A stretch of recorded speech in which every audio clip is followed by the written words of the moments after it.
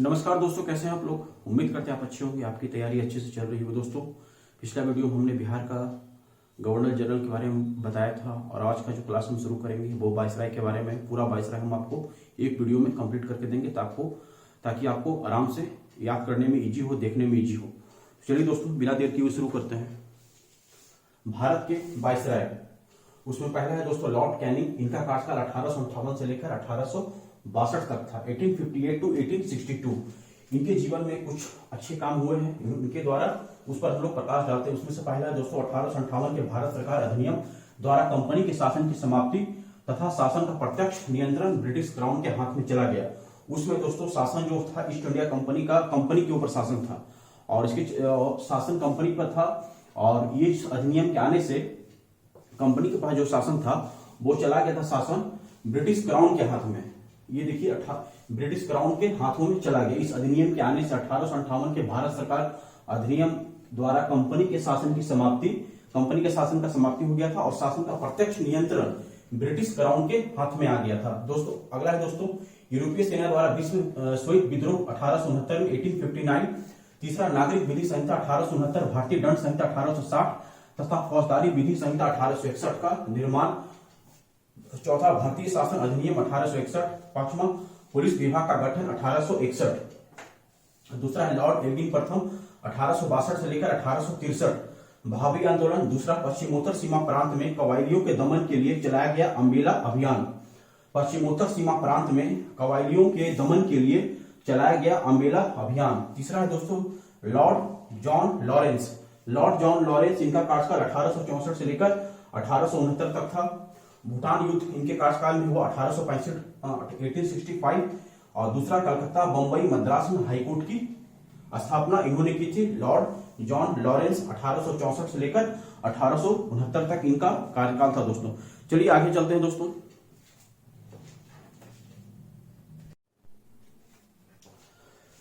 हम लोग आगे चलते हैं। 3 तक हो गया था। चौथा नंबर है दोस्तों लॉर्ड मेयो।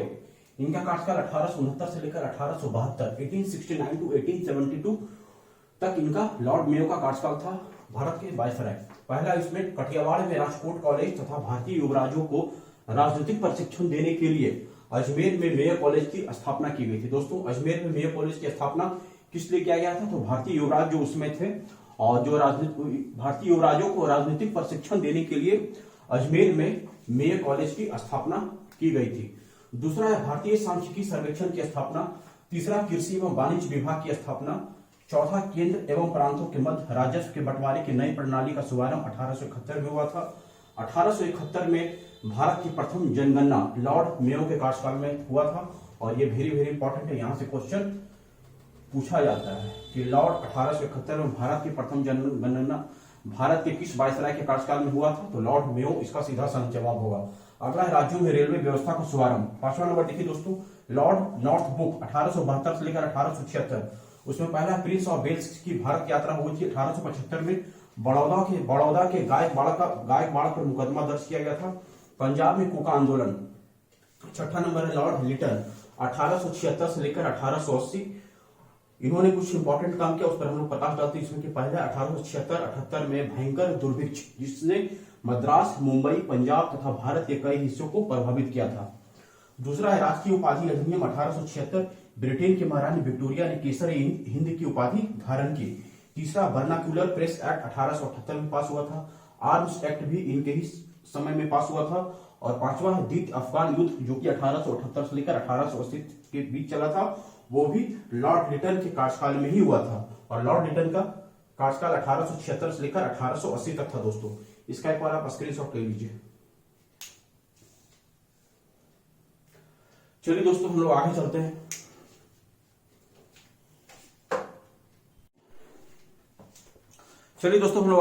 आगे देखते हैं क्या है। 7वां नंबर है दोस्तों लॉर्ड रिपन 1880 से लेकर 1884 तक इनका कार्यकाल था। इनके कार्यकाल में क्या क्या हुआ है उस पर हम लोग प्रकाश डालने की कोशिश करेंगे। तो चलिए दोस्तों उसमें से पहला है अफगानिस्तान से संधि 1881 में हुआ था। दूसरा मैसूर के शासक की गद्दी की वापसी 1881 में भी हुआ था। श्रमिकों की दशा सुधारने के लिए प्रथम कारखाना अधिनियम पारित हुआ था 1881 में। तीनों 1881 में हुआ था। वर्नाक्यूलर प्रेस एक्ट की समाप्ति हुई थी 1882 और स्थानीय स्वशासन संबंधी सरकारी प्रस्ताव आया था 1882 में। सर विलियम हंटर की अध्यक्षता में शिक्षा आयोग की नियुक्ति की गई 1882 में। इल्बर्ट बिल विवाद हुआ था 1883 से लेकर 1884। 8वां नंबर है लॉर्ड डफरिन 1884 से लेकर 1888 तक।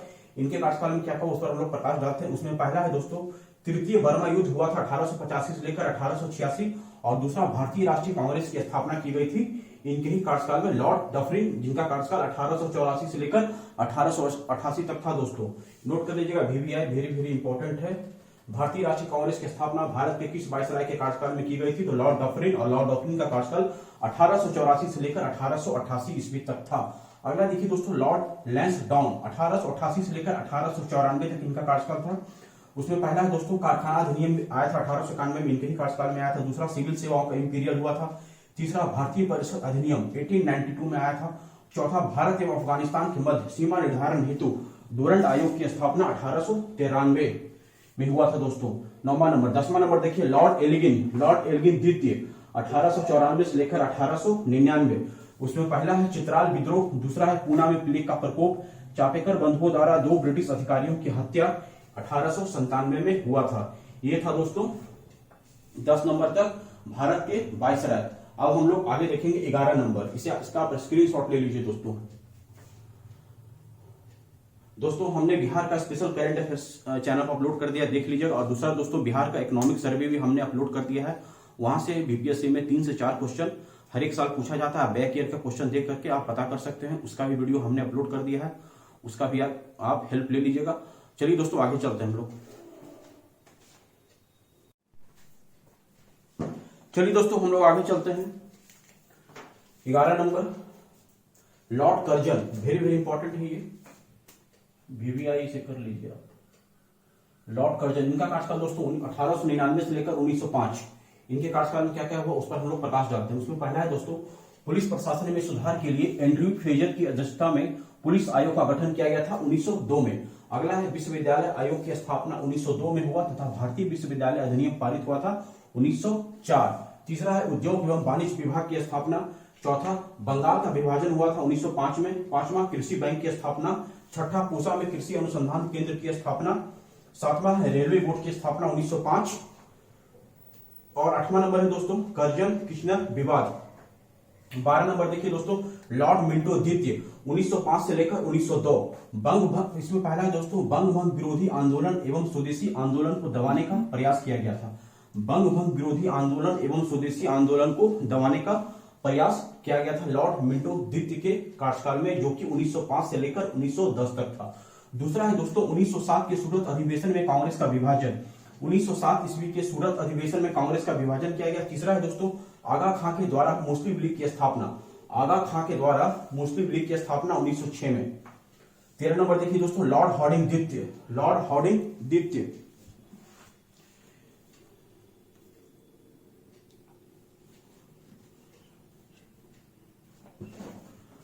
इनका कार्यकाल दोस्तों 1910 से लेकर 1916 तक था। लॉर्ड हार्डिंग द्वितीय का कार्यकाल 1910 से लेकर 1916 तक था। इनके कार्यकाल में क्या क्या हुआ उस पर हम लोग प्रकाश डालते हैं। उसमें पहला है दोस्तों 1911 में बंगाल प्रेसिडेंसी की स्थापना। 1911 में बंगाल प्रेसिडेंसी की स्थापना किया गया। दूसरा है भारत की राजधानी कलकत्ता से दिल्ली हस्तांतरित 1911 में। तीसरा है मदन मोहन मालवीय द्वारा हिंदू महासभा की स्थापना किया गया था 1915 में। और लास्ट चौथा है दोस्तों सम्राट जॉर्ज पंचम की भारत यात्रा के उपलक्ष्य में दिल्ली दरबार का आयोजन किया गया था। दोस्तों इसका एक बार आप स्क्रीनशॉट ले लीजिए, फिर हम आगे चलते हैं। दोस्तों हमने बिहार का इकोनॉमिक सर्वे भी अपलोड कर दिया, उसे भी आप देख लीजिएगा। बिहार का स्पेशल करंट अफेयर्स हमने ऑल्सो अपलोड कर दिया चैनल पर, खास करके एग्जामिनेशन के लिए स्टडी में बीपीएससी का एग्जाम है, उसे भी देख लीजिएगा।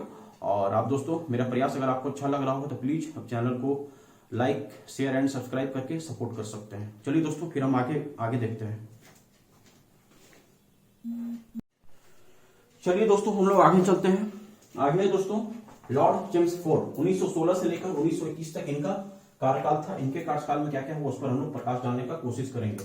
उसमें पहला है दोस्तों तिलक एवं एनी बेसेंट द्वारा पृथक पृथक होम रूल की स्थापना की गई थी। दूसरा कांग्रेस का लखनऊ अधिवेशन 1916 में हुआ था, वो इनके ही कार्यकाल में हुआ था। तीसरा है दोस्तों गांधी जी की दक्षिण अफ्रीका से स्वदेश वापसी, वेरी वेरी इंपॉर्टेंट है दोस्तों, VVI कर लीजिए।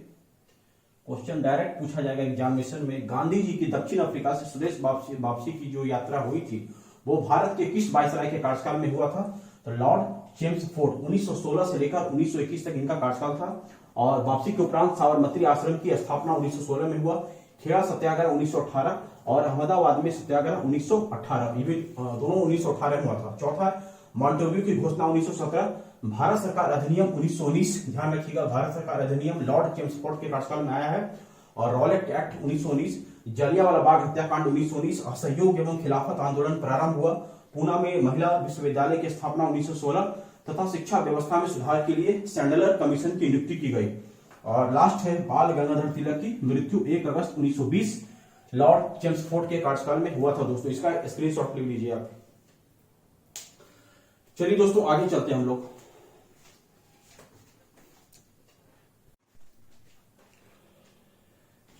चलिए दोस्तों हम लोग आगे चलते हैं। लॉर्ड रीडिंग 1921 से लेकर 1926 तक इनका कार्यकाल था और इनके कार्यकाल में क्या हुआ उस पर हम लोग प्रकाश डालते हैं। उसमें पहला है दोस्तों चौरी चौरा की जो घटना हुआ था उसके फलस्वरूप 5 फरवरी 1922, जिसके उपरांत गांधी जी ने असहयोग आंदोलन को वापस ले लिया था। चौरी चौरा कांड में जो घटनाएं घटित हुई थी, कई लोगों पर गोली चला दिया गया था, उसके उपरांत 5 फरवरी 1922 को इस घटना से गांधी जी दुखी होकर के इस असहयोग आंदोलन को जिस उद्देश्य से वो शुरुआत किए थे उसको वापस ले लिया, असहयोग आंदोलन को वापस ले लिया गया। लॉर्ड रीडिंग के कार्यकाल में, लॉर्ड रीडिंग का कार्यकाल 1921 से लेकर 1926 तक था। आगे देखिए, केरल में मोपला विद्रोह हुआ था 1921, 1910 के प्रेस एक्ट एवं 1919 के रॉलेट एक्ट की वापसी। चौथा नंबर, काकोरी ट्रेन डकैती हुआ था 1925 में। पांचवा, सीआर दास तथा मोतीलाल नेहरू द्वारा स्वराज पार्टी की स्थापना। छठा, आईसीएस की परीक्षा क्रमशः दिल्ली एवं लंदन में कराने का निर्णय 1923 से लिया गया।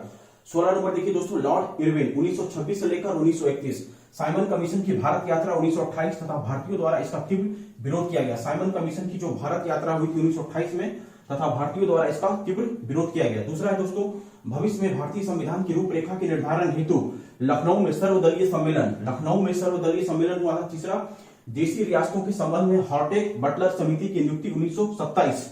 चौथा नंबर, कांग्रेस का लाहौर अधिवेशन में पूर्ण स्वराज का प्रस्ताव पारित हुआ 1929 में।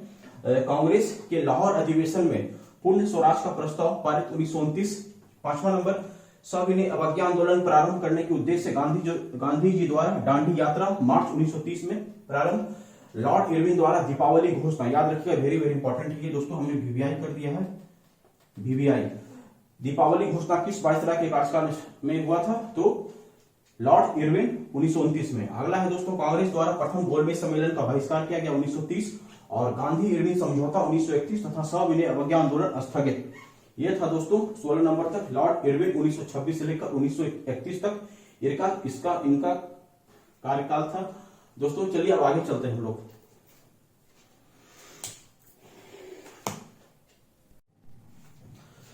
चलिए दोस्तों हम लोग आगे चलते हैं। आगे दोस्तों 17 नंबर, लॉर्ड विलिंगटन 1931 से लेकर 1936 तक इनका कार्यकाल था। इनके कार्यकाल में क्या क्या हुआ उस पर हम लोग प्रकाश डालते हैं। उसमें से पहला है दोस्तों, द्वितीय गोलमेज सम्मेलन 1931 में हुआ था, सम्मेलन असफल रहा और सविनय अवज्ञा आंदोलन पुनः शुरू हो गया था इसके बाद से 1933 में। दूसरा है सांप्रदायिक घोषणा पत्र 1932, इसके विरुद्ध पूरे राष्ट्र में जबरदस्त प्रतिक्रिया।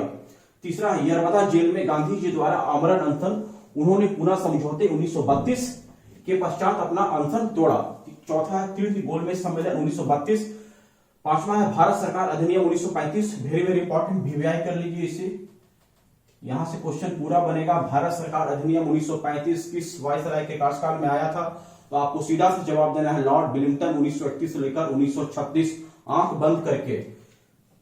छठा है दोस्तों, अखिल भारतीय किसान सभा की स्थापना की गई थी 1936 में। बर्मा भारत से पृथक कर दिया गया 1935 में। और 18 नंबर है दोस्तों, लॉर्ड लिथगो 1936 से लेकर 1944 तक इनका कार्यकाल था। इनके कार्यकाल में क्या क्या हुआ दोस्तों उस पर हम लोग प्रकाश डालते हैं। उसमें से पहला है दोस्तों, प्रथम आम चुनाव 1936-37, कांग्रेस द्वारा पूर्ण बहुमत प्राप्त। दूसरा है मुस्लिम लीग के लाहौर अधिवेशन मार्च 1940 में लीग द्वारा पृथक पाकिस्तान की मांग की गई। तीसरा है सुभाष चंद्र बोस का भारत से पलायन 1941 एवं आजाद हिंद फौज की स्थापना की गई। चौथा है वायसराय द्वारा अगस्त प्रस्ताव घोषित 1940, कांग्रेस एवं मुस्लिम लीग द्वारा इसे अस्वीकार किया गया। पांचवा है क्रिप्स मिशन का भारत आगमन। क्रिप्स मिशन का भारत आगमन लॉर्ड लिन लिथगो के कार्यकाल में ही हुआ था 1936 से लेकर 1944। छठा है कांग्रेस द्वारा भारत छोड़ो प्रस्ताव पारित किया गया था। और सातवां है दोस्तों गांधी जी ने करो या मरो का नारा दिया था। ये सब लॉर्ड लिन लिथगो के कार्यकाल में हुआ था 1936 से लेकर 1944। ये भी वेरी वेरी इंपॉर्टेंट है, ध्यान रखिएगा। यहां से भी पूरा क्वेश्चन बनता है आपके एग्जामिनेशन में। सीधा क्वेश्चन आपसे पूछ लिया जाएगा गांधी जी ने करो या मरो का नारा किस वायसराय के कार्यकाल में दिया था, तो आपको सीधा सा जवाब देना है लॉर्ड लिन लिथगो। 1936 से लेकर 1944 तक इनका कार्यकाल था दोस्तों। तो दोस्तों और एक चीज और, हाँ, ये सुभाष चंद्र बोस का भारत से पलायन भी इन्हीं के कार्यकाल में हुआ था एवं आजाद हिंद फौज की स्थापना हुई थी। तो ध्यान रखिएगा, ये इंपॉर्टेंट है, आप नोट कर लीजिएगा, इसका स्क्रीनशॉट आप ले लीजिए। चलिए दोस्तों हम लोग आगे चलते हैं। अब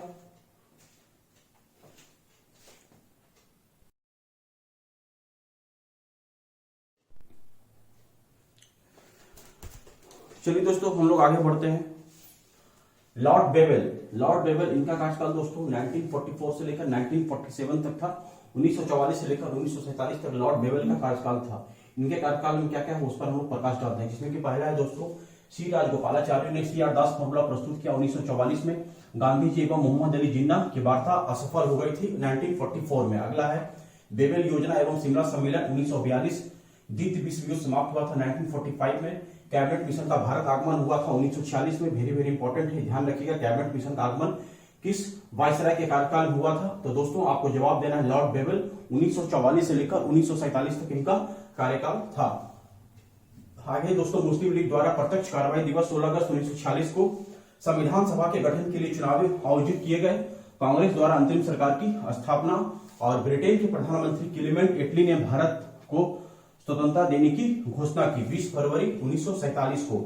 अगला है दोस्तों, अगला वायसराय का नाम है लॉर्ड माउंटबेटन। ये वेरी वेरी इंपॉर्टेंट है। 1947 से लेकर 1948 तक इनका कार्यकाल था। इन्होंने क्या क्या काम किया उस पर हम लोग प्रकाश डालते हैं। पहला है उसमें दोस्तों 3 जून योजना की घोषणा की थी। ब्रिटेन के हाउस ऑफ कॉमन्स में भारत स्वतंत्रता अधिनियम प्रस्तुत एवं पारित। पंजाब एवं बंगाल के विभाजन हेतु रेड क्लिफ आयोग का गठन और भारत को पूर्ण स्वतंत्रता एवं भारत का विभाजन, पाकिस्तान नामक नए राष्ट्र की स्थापना। ये लॉर्ड माउंटबेटन के कार्यकाल में हुआ था 1947 से लेकर 1948 तक। दोस्तों ये था टोटल भारत के वायसराय का नाम। सब हमने आपको सब करा दिया। इसके पहले गवर्नर जनरल करा दिया था। उसके बाद दोस्तों पिछला वीडियो में हमने बिहार का स्पेशल करंट अफेयर्स का सीरीज चला था, उसे भी हमने अपलोड कर दिया, आप देख लीजिएगा। और बिहार का इकोनॉमिक सर्वे भी हमने अपलोड कर दिया, चैनल पर देख लीजिए, क्योंकि वहां से 3 से 4 क्वेश्चन 67वीं बीपीएससी CDPO और उसके बाद फिर डबल ईओ का आपका एग्जाम हो, वहां पूछे जाने की पूरी संभावना। आप बैक ईयर का क्वेश्चन देख लीजिएगा तो आपको इससे पता चल जाएगा। तो चलिए दोस्तों फिर हम आपसे नेक्स्ट वीडियो मिलेंगे, तब तक अपना ध्यान रखिए, जम के पढ़ाई कीजिए।